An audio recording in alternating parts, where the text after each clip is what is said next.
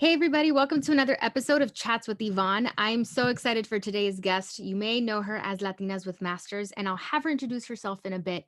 But today's topic is all about, again, public speaking, my favorite ever, and everything that we talk about on this platform.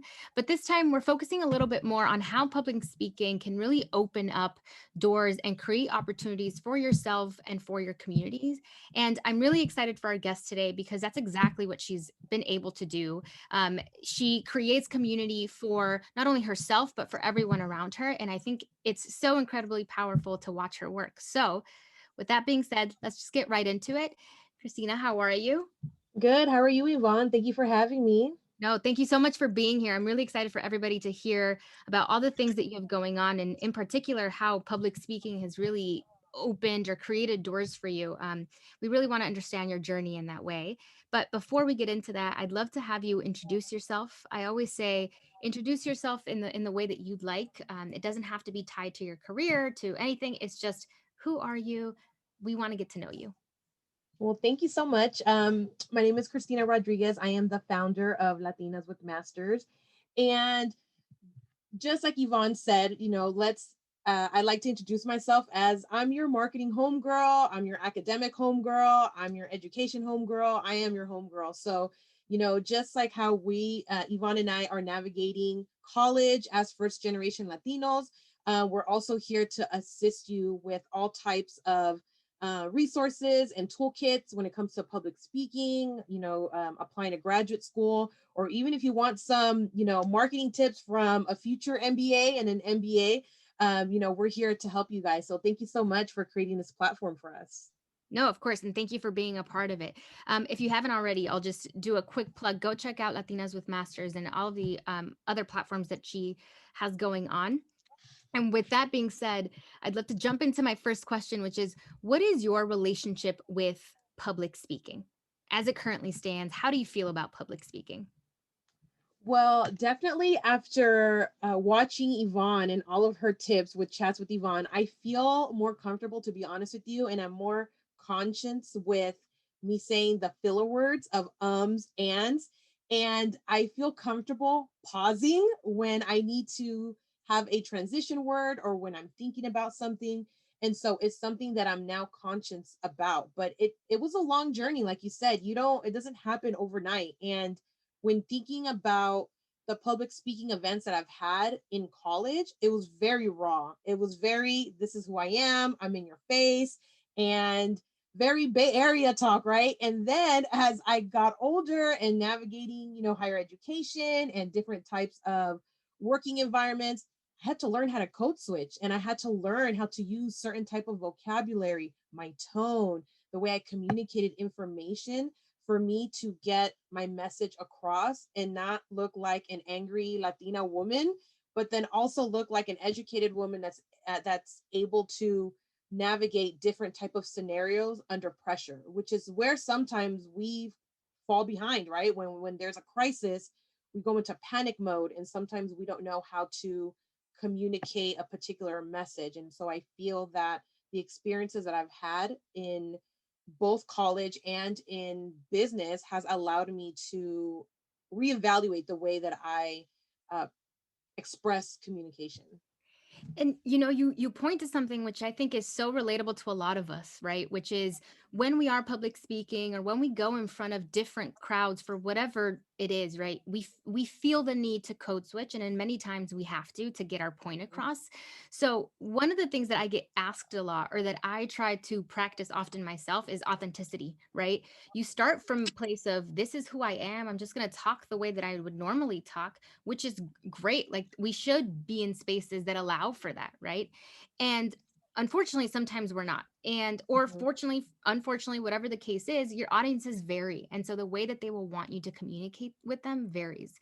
So how do you maintain authenticity in who you are and how you present yourself when you're public speaking? I know that you do a lot of workshops, and you kind of do it all, right? So how do you make sure that you are communicating effectively while also being true to who you are and using that Bay Area language? Absolutely. As a marketer, we're always conscious about who our target audience is, who's our audience, right? We're doing all this consumer research. And so something that I've learned along the way is when I was performing or when I do education workshops at community colleges, I would go in very proper using housing lingo and this is the way that we are and feel free to look at the website. And I'm a person that I read people's energy and I feel the energy and I'm looking at them and they're not feeling my vibe. And so I switched it up and I started to talk and use words that they're more familiar with. And as soon as I provided that authenticity, when I started to feel, we're at a place where it doesn't feel intimidated with the information that they're getting, that's when I said, okay, so this is where I need to start off. And so the next workshop, I was able to adjust my presentation style. And then, like you said, code switch. There's going to be times where, yes, I will have to use vocabulary words and terminology that there's only one way, right, to say it, but I can provide scenarios that are more relatable towards my audience. And so you're always when you have speaking engagements, it gives you those opportunities to again reevaluate what went wrong, went right, and then using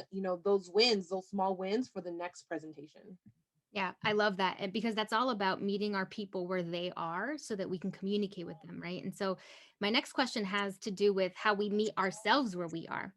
One of the things that I think everyone will struggle with forever, right, is confidence. So Mhm. in those moments, where you're maybe not feeling as confident, or do you not feel as confident sometimes? How do you get over that? What steps do you take to feel more confident in whatever it is that you're doing at the time, particularly relating to public speaking? I feel that confidence comes in different levels, right? It comes in the way that we feel, the way that we are, the way that our mindset is.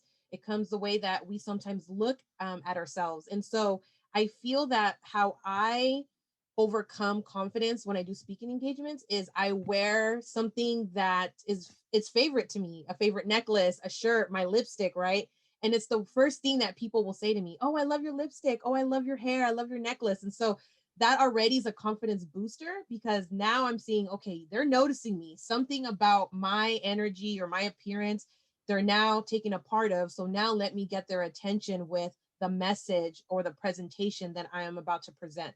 And so I've noticed that when I approach my confidence through that lens, then I feel a lot better about myself. And then I no longer need to worry about what I'm going to wear because then I know that my content is getting across the right audience.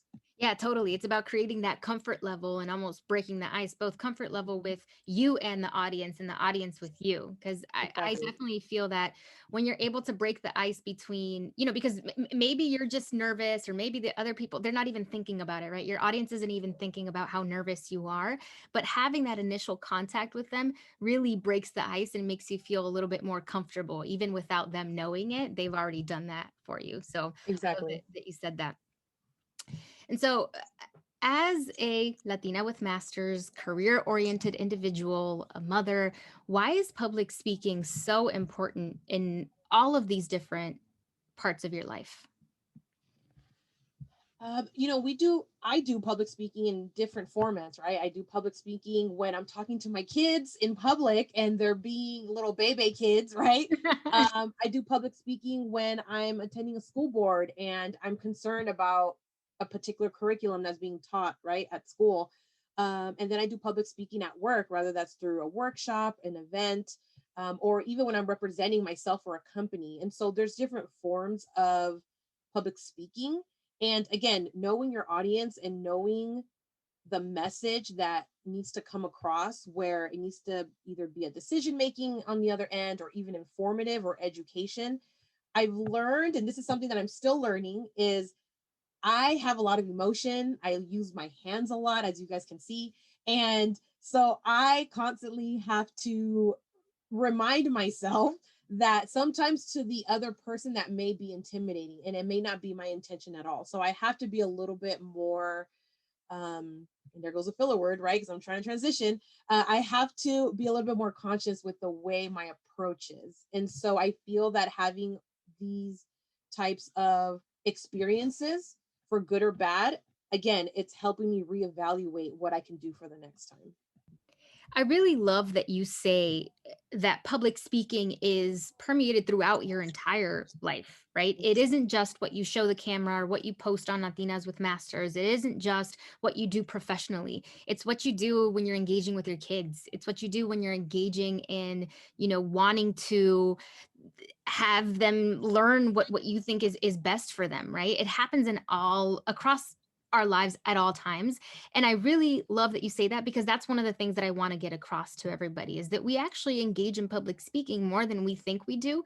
And so when we begin to recognize those moments as talking opportunities, as moments to speak in public, we'll start to feel a little bit more comfortable with public speaking and not make it be this thing that's crazy nervous, nerve wracking, right? And by the way, I use my hands a lot too. Video has made it a little different now because I can move my hands down here Exactly. and That's people won't what I'm see. doing. I'm fidgeting. Right, my legs shaking. Um, so thank you for sharing that piece there. And the theme of our conversation, or what I really want folks to understand, is how the correlations between public speaking and communicating effectively, and how you can create opportunities both for yourself and for your community. So, how has public speaking helped you as you create the spaces that you do? I've learned a long time ago that I used to wait for my employer to tell me, Christina, you're going to talk at this event. Christina, I need you to go and, pitch a new proposal to a new business client. I need you to go visit a property and talk to the owners about the marketing strategies. And so I would wait to do those types of tasks or responsibilities.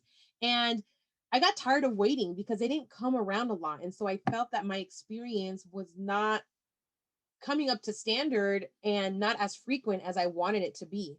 And so I started creating my own opportunities within Latinos with Masters. And I started to reach out to organizations and higher institutions of, hey, this is a great workshop that I can offer to your audience. And, here's my elevator pitch, right? And so again, I just, it's now second nature to me to create those types of experiences, because if you have that mentality that you're going to sit here and wait for your employer or for someone to tell you to do something that you're very passionate about, it's unfortunately, it doesn't happen that way. You do have individuals, like Chats with Yvonne, that supports the Latinx community and first generation students, and allowing a platform to share that passion, but those are far few in between. And so that's why I'm able to create these workshops and create these types of speaking engagements, because I'm trying to get better at it myself. I definitely want to show something. And so when an organization or someone asks me, can you list, a couple of speaking engagements that you have done? I can't say, oh, well, my employer, unfortunately, due to COVID, which is, the number one thing now. No, I'm able to say, absolutely, through Latinas with Masters, I was able to, uh, assist X, Y, and Z, And so again, I think it's very important to realize and to identify what your comfort zone is, but then also be okay and challenge yourself to get out of your comfort zone so you don't feel intimidated when Harvard or Yale or Brown University or someone that you're looking up to that you really want to land a deal with reaches out to you. Because the last thing I would want is for someone to say, I'm sorry, you don't have enough experience, or they feel that you are underqualified because there wasn't enough opportunities for you. And what you just described is this cycle, right? A lot of us sometimes start with public speaking is nerve wracking. I don't want to do it. It's it's a field, an industry that I don't even want to touch. But you sort of describe this notion of realizing that actually, if I'm able to public speak and when I do it, you create almost this loop of confidence, right? Where it's like, you start a little bit nervous, but you're like, hey, I can actually do this. And I'm talking about the things that I really love and I enjoy doing it. And it's creating space not only for myself, but for other people to be imperfect at public speaking, or to be imperfect in whatever our journeys are, but boost our confidence in our abilities, and knowing, yeah, we can do this. And these spaces aren't necessarily created for us, but we can create Mhm. them and we can build a community off of that. So I Exactly. thank you for sharing that bit right there. And that leads me to my next question, which is one of my frameworks for mastering the art of public speaking is to reflect, to connect, and to share. And so, what things about your personal or professional experiences have brought you to this phase in your public speaking journey? You touched a little bit on it as far as my employer wasn't giving me the opportunities that I knew that I wanted or that I knew I needed to get better. But what sorts of things would you say now have really contributed to this phase of your public speaking journey, as I'm calling it? When I started off in my career, public speaking, if we were to put it in an actual form, was showing apartments, meeting new people, and again, informing them about why they should live at, X, Y, and Z apartments.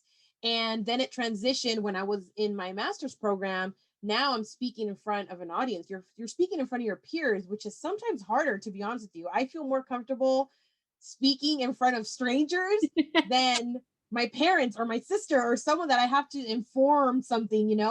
And so when I was in my master's program and I started to do speaking engagements in class for assignments, I would get nervous. And I noticed that I get adrenaline when I'm up there. For it feels like an hour, but it's really 5 minutes, right? That you're talking. And then so I started to notice that about myself. And so I started to perfect that or find a way, again, feeling confident and comfortable with doing those type of engagements.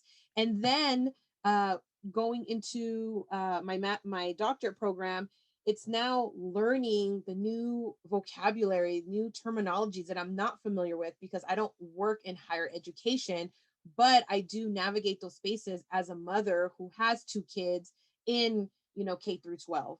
And so again, sometimes when I'm in class or I need to present something, it's hard for me not to have the mom hat on because I'm definitely, well, my daughter, and this is, so I have to come back and say, okay, I'm in front of my peers and my professor, and I'm doing, research on this particular topic. And so, again, what is my message and how can I come across this where they're listening to me?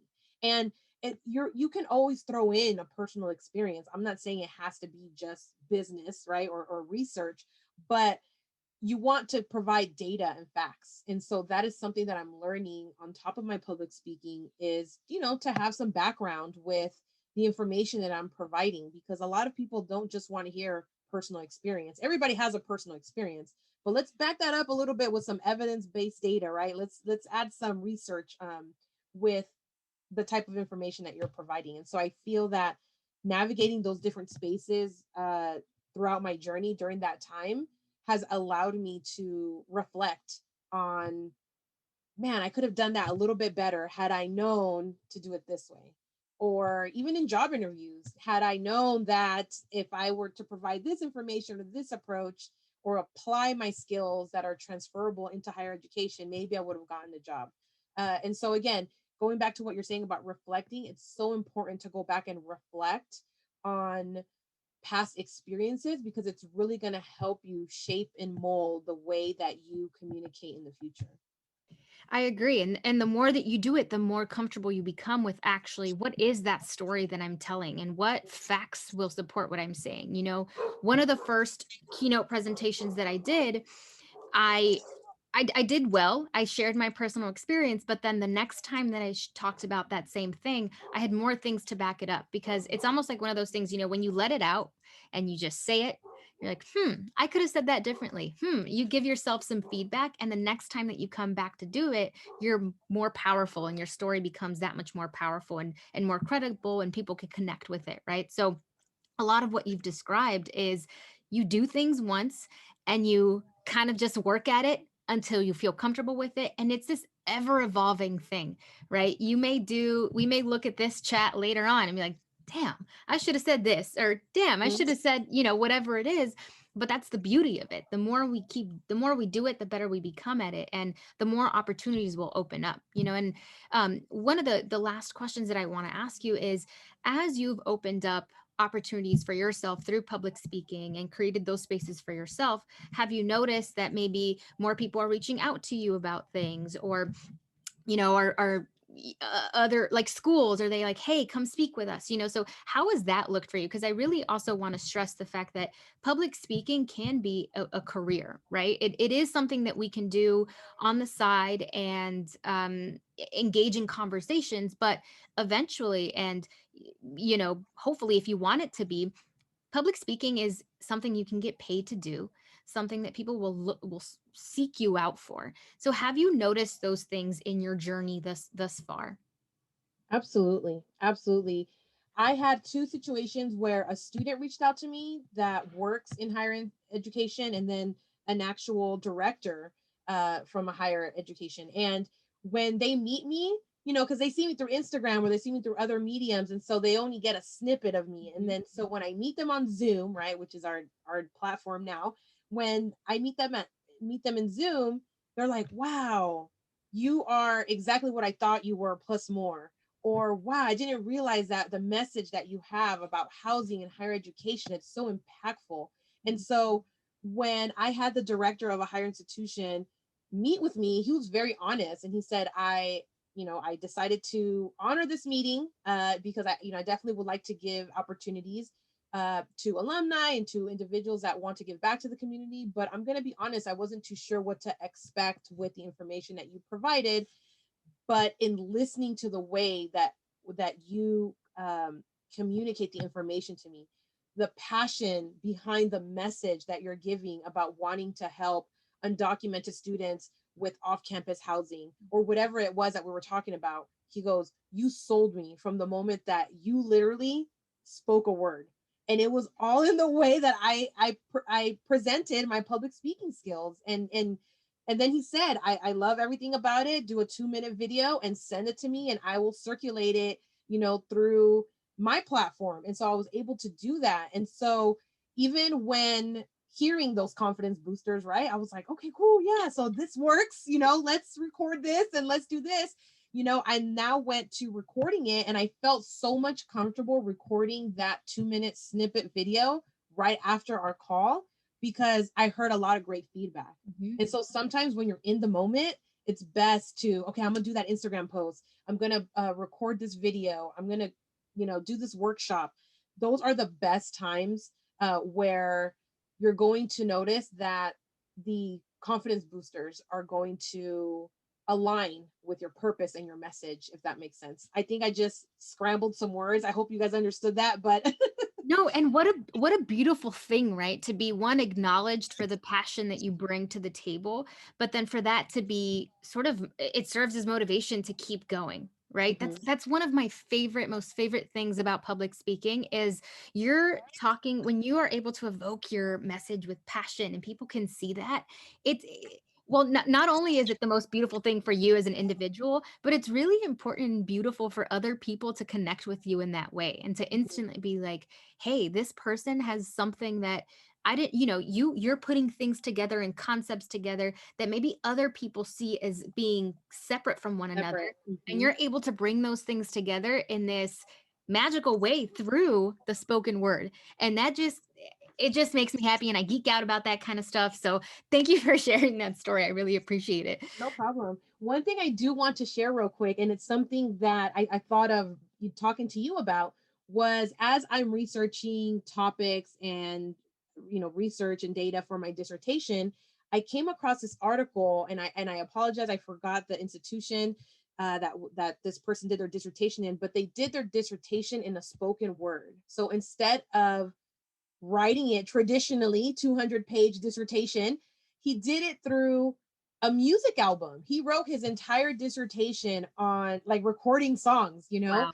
And that to me was like, now that's thinking outside the box, because his particular dissertation was about, I believe, was about hip hop and how hip hop has influence in education. That makes sense, right? To do an album, a Yeah. spoken word album, or a music album. But the way that he did it, I'm so intrigued to listen to it, because now that made me think in the way that I want to do my dissertation, or the way that I come across information, instead of just workshops or traditional media Mhm. that we do to inform. Now, I mean, look at, now we have TikTok, we have reels. You can Yeah. do a 30-second video, and my whole life story. Yeah.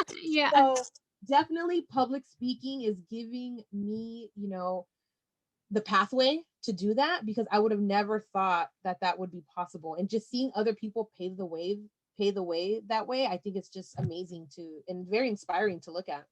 No, totally, right? Our words can and are disrupting industries that, we didn't even think were possible to disrupt. They've been years in the making. And so I see the spoken word impacting businesses, impacting nonprofit spaces, impacting every part of our lives in very different ways, right? Especially right now where everything is virtual and we've been in this kind of strange way of communicating with one another. The way that we do decide to communicate is super important. So I love that you shared that, because the act of public speaking and practicing it can lead to even more creative thoughts. How can I express this in a way that, one of the things that people always say is, I don't want to sound like, I want to sound like I'm supposed to, right there. And then through public speaking, you realize there really isn't a way that you're supposed to sound. There's a way that you will sound as you, right? And so that's why I try to follow a lot of, yes, there's very traditional ways of doing things, but there's also new ways that you can adapt to sort of who you are and what your personality is. So